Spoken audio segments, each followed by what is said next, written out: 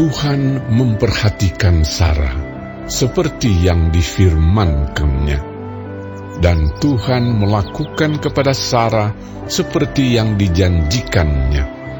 Maka mengandunglah Sarah, lalu ia melahirkan seorang anak laki-laki bagi Abraham dalam masa tuanya, pada waktu yang telah ditetapkan sesuai dengan firman Allah kepadanya.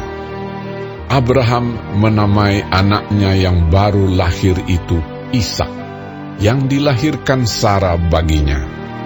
Kemudian Abraham menyunat Ishak, anaknya itu, ketika berumur 8 hari, seperti yang diperintahkan Allah kepadanya. Adapun Abraham berumur 100 tahun ketika Ishak anaknya lahir baginya. Berkatalah Sarah, Allah telah membuat aku tertawa. Setiap orang yang mendengarnya akan tertawa karena aku. Lagi katanya, siapakah tadinya yang dapat mengatakan kepada Abraham, Sarah menyusui anak?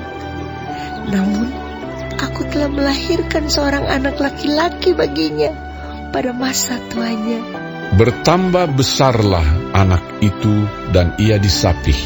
Lalu Abraham mengadakan perjamuan besar pada hari Ishak disapih itu. Pada waktu itu Sarah melihat bahwa anak yang dilahirkan Hagar, perempuan Mesir itu bagi Abraham, sedang main dengan Ishak anaknya sendiri. Berkatalah Sarah kepada Abraham, usirlah hamba perempuan itu beserta anaknya, sebab anak hamba ini tidak akan menjadi ahli waris bersama-sama dengan anakku Ishak. Hal ini sangat menyebalkan Abraham oleh karena anaknya itu.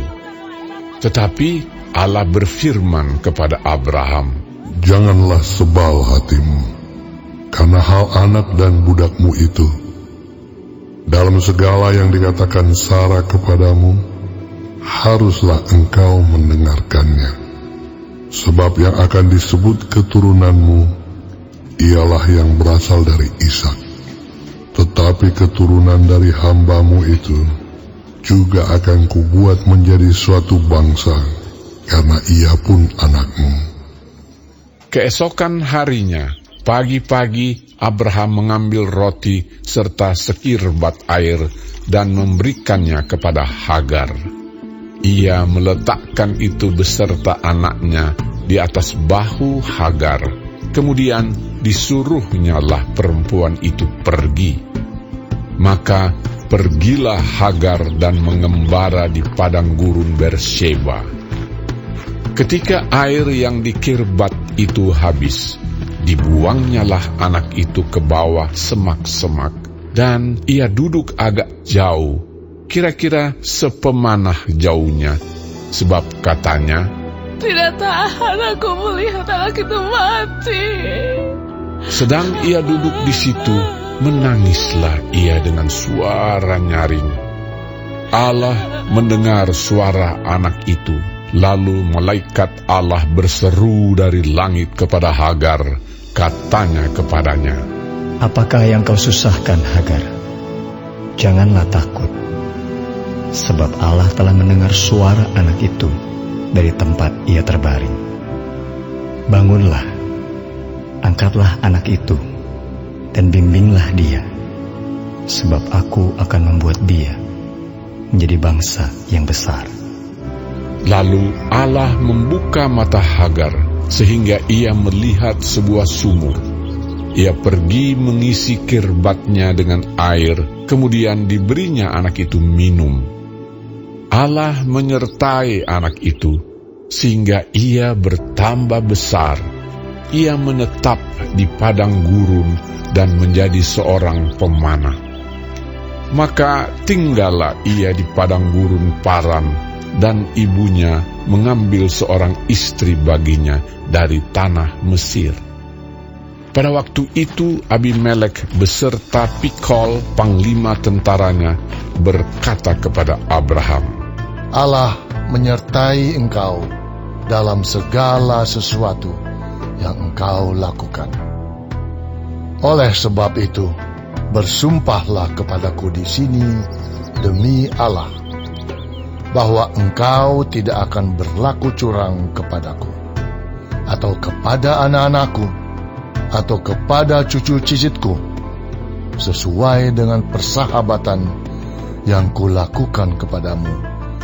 Demikianlah harus engkau berlaku kepadaku dan kepada negeri yang kau tinggali sebagai orang asing.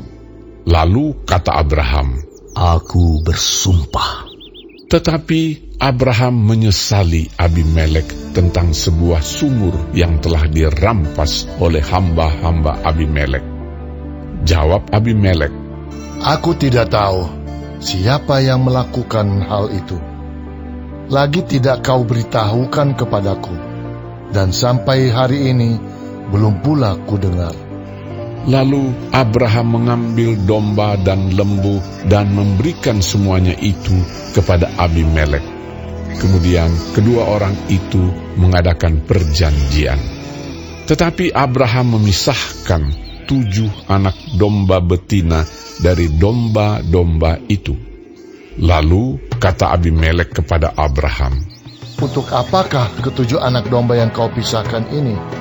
Jawabnya, 7 anak domba ini harus kau terima dari tanganku untuk menjadi tanda bukti bagiku, bahwa akulah yang menggali sumur ini. sebab itu orang menyebutkan tempat itu Bersheba, karena kedua orang itu telah bersumpah di sana.